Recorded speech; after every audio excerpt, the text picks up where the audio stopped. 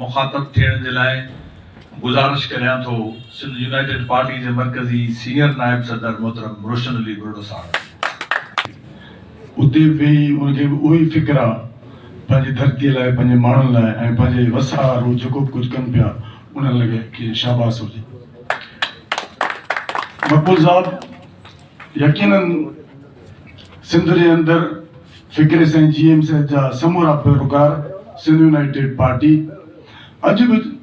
जेकॾहिं people's party गुज़िरियल 18 सालनि में सिंध जी क़ौमी ग़ुलामी जो ज़िम्मेवार,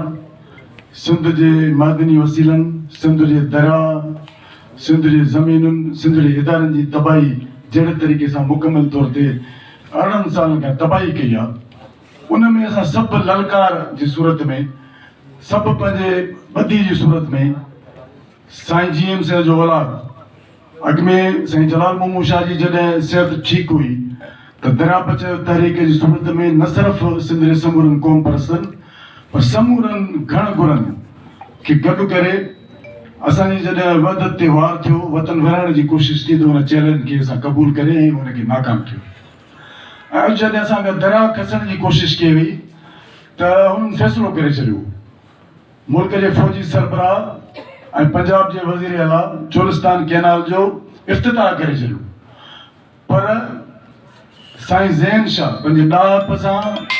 पंहिंजे तदब्बुर ऐं संजीदगीअ सां न सिर्फ़ु सॼी सिंध खे गॾु कयो, सिंध जे वकीलनि, अदीबनि, शाइरनि, दानिश्वरनि, क़ौमी तारीख़ जे समूरनि किरदारनि, पर मुल्क जे अंदरि बि जेकी जमायतूं पीपुल्स पार्टी जे हिन ख़राब अमल जे ख़िलाफ़ हुयूं, उन्हनि जे ज़रिए बि उन्हनि उहा ताक़तवर तहरीक हलाई। ऐं पोइ जेको तव्हां ॾिठो त बबर लो में असांजे वकीलनि सां गॾु असां सभिनी क़ौमी तहरीक जे साथियुनि गॾिजी उन जेको चैलेंज हो उनखे रद्द कयो। त अॼु बि असां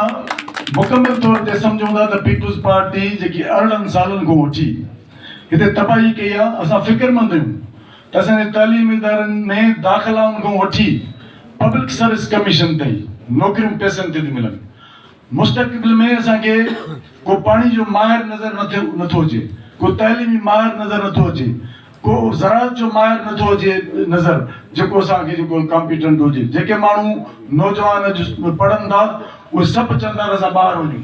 ऐं ॿाहिरि वञी जेको आहे पंहिंजो हुते पंहिंजी ज़िंदगी गुज़ारण लाइ कनि था। तव्हांखे शाबाश आहे जो ॿाहिरि वेही बि तव्हां पंहिंजे वतन लाइ सोचो था, पर अक्सर करे असां ॾिठो आहे त हर माण्हू पीपुल्स पार्टी अहिड़ो कल्चर हिते पैदा कयो आहे त हर माण्हू पंहिंजे लाइ थो सोचे, हर माण्हू पंहिंजे ॿारनि जे लाइ थो सोचे। उते ई फ़िक्र साईं GM साहिब जा पैरोकार अॼु बि हिन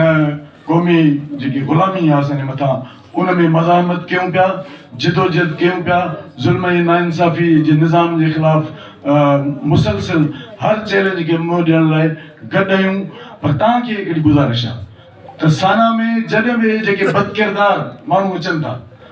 उन्हनि खे महिरबानी करे अजर कोन पारायो। उहे जेके माण्हू हिते जेके अची तव्हां वटि जेको पंहिंजो हिते असांजे इदारनि जी तबाही कनि, असांजो वतन विकिणनि, असांजा वसीला विकिणनि, उते अची वरी सुठी शाइरी कनि या उते चवनि त असां अदीब आहियूं, दानिश्वर आहियूं, सिंध जा घण घुरायूं, उहे क़ौमी गदारनि, उन्हनि क़ौमी गदारनि जी महिरबानी करे रस्ता रोकियूं ऐं उन्हनि खे आइनूं ॾेखारियो त तव्हां सिंध जे अंदरि तव्हांजो किरदारु हीअ आहे। बाक़ी असां